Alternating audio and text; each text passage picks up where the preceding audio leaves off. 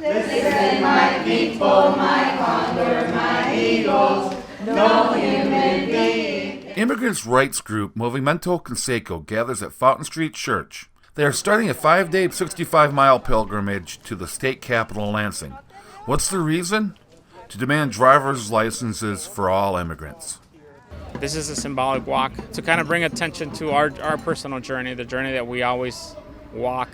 And people that are undocumented, they have to live a double life. Sierra says that while undocumented immigrants are part of the community, they also have to live in fear.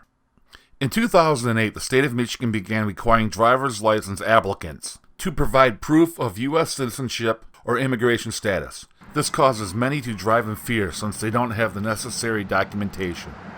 Right now in Michigan, people that are undocumented are not able to get driver's licenses. 10 years ago, they did have licenses, but then the governor took them away from immigrants, and so that's probably the number one way in which immigrants come into contact with police, and then enter the process. Also, come into contact with ICE.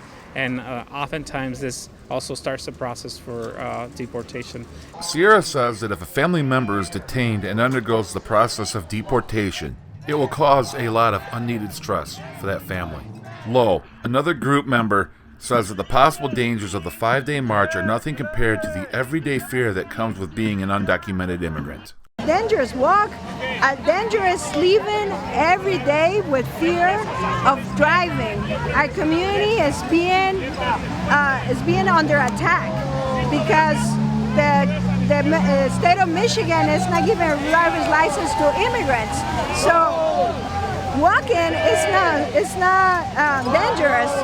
Driving without a license is dangerous for our immigrants and for everybody that lives here in Michigan.